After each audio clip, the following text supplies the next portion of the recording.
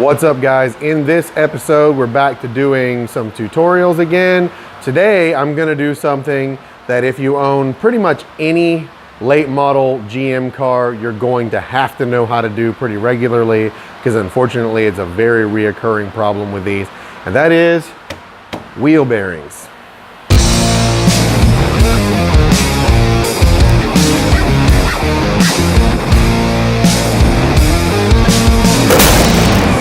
Okay guys, so obviously the first thing you're gonna do is lift and support the vehicle either with a jack and jack stands, or in my fortunate case, a lift so that I don't have to go through as much. Then you're gonna grab an impact or a big wrench, I guess, whichever, and a 19mm socket. And we're gonna take these lugs off and pull this wheel off.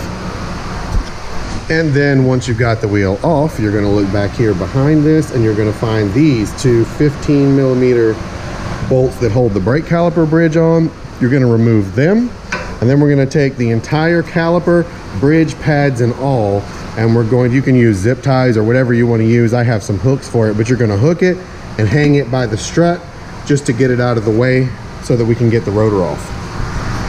Quick note, I probably should have said in the beginning, when you're setting this up, make sure that you leave the steering wheel unlocked by leaving the key in it and turning it the first little click up, just so you can turn this, because you are going to need access to the back, and it's going to be a lot easier if you can turn this.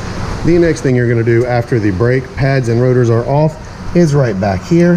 There is an electrical connector that you're going to need to just pop out like that, and for right now we're just going to leave it hanging, and then we're going to take this right here and you're going to pull this up a little. Usually you may need a screwdriver to do this, but you're going to pry this up a little and push this whole thing back.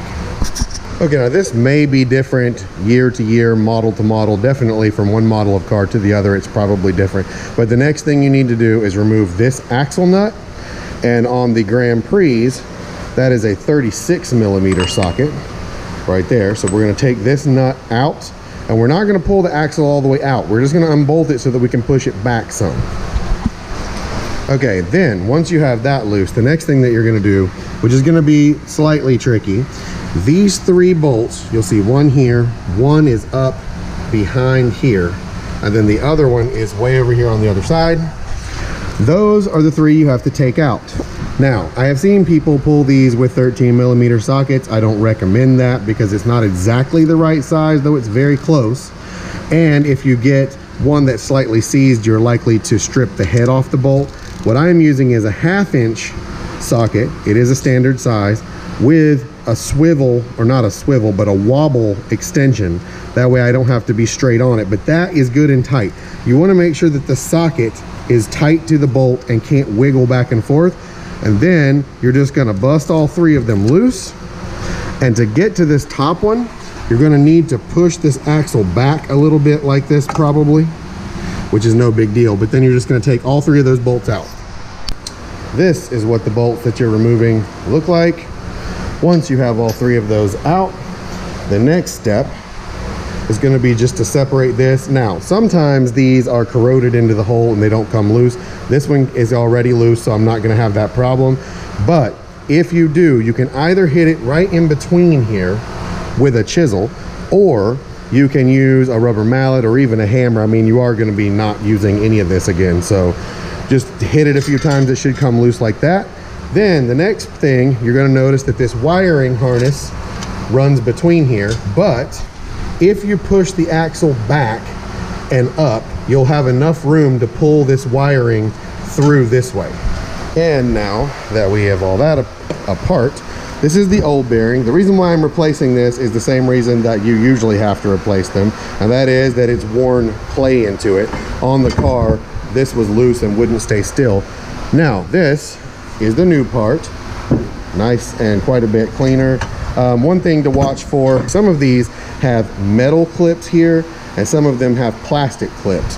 The plastic clip ones and the metal clip ones are different. Some companies sell them as two different part numbers. Some of them don't. Some sell one and you can change the clip, but you can actually get in here and take these clips off. So if you accidentally buy the wrong one, you can pop this clip off of the old one and just move it to the new one, but these are right anyway. Then this little backing plate which serves a couple functions, one of which is that's where this clips to. We're gonna just move that over to the new one like so, but do not clip this to this yet because you can't get it in if you do. So next step, we're gonna go back over to the car and we're going to just make sure that the inside of this is fairly clean and that the face of this is clean so that there is nothing that would stop the bearing from seating fully on this and nothing to cause it to wedge itself crooked. You have to take every precaution you can with these because seriously, the GM W body, well actually all GM modular hubs like this are prone to bearing failure, so you kind of need to do everything by the book. So I've cleaned all this up. This is nice and clean, shiny. I took some sandpaper to the inside edges of this. If you live in the Rust Belt or somewhere that's prone to getting a lot of rust, I would even recommend the part of this that goes into there, maybe taking and putting some anti-seize on that, because I have seen these two rust together and it makes it very hard to remove and to separate the two. But the next step is basically this is just going to go on here. You're going to have to push this axle up and feed the wire back through. Then once you've got it through and the bolt started, you can clip the wire to this again. And then you're just going to tighten the bolts up. Once you've got the bearing back in there and you've got all of these bolts snugged just finger tight, the next thing that you're going to do is tighten all three of these bolts. And it's going to be tempting just to tighten them, but right here is another area where you can save yourself a lot of trouble by following the procedure.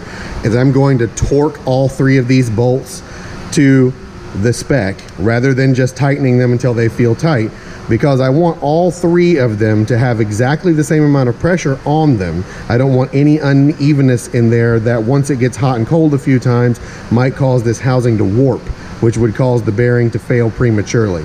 Now, the spec, according to the procedure, is 96 foot-pounds, which is quite a lot, but it also calls for new bolts, which I've never done. I've always reused the old ones, or at least most of the time. So what I'm going to do is I'm going to back that down to around 90 foot-pounds just to be safe. That should still be plenty to keep it tight. So I'm going to torque all three of these. Then to the second most important thing, this axle nut, which we are going to torque to 151 foot-pounds, which is its spec. So reinstallation is just from that point. The last two bolts holding the caliper bridge back on and the rotor back in, and you're done. So there you go. Now you know how to do it if you didn't know how to do it. And learn it, because unfortunately W bodies go through wheel bearings like candy. So this is a job you will probably have to do more than once. But now we're back tight, ready to roll again. That's going to be it for this video. Thank you so much for watching. Leave me a comment, let me know what you thought of this video. Like this video if you liked it, dislike this video if you didn't like it, and if you're new here, make sure that you subscribe. If you're already subscribed, make sure you've hit the bell icon so that YouTube will notify you when I upload, and I will see you guys in the next one. Peace.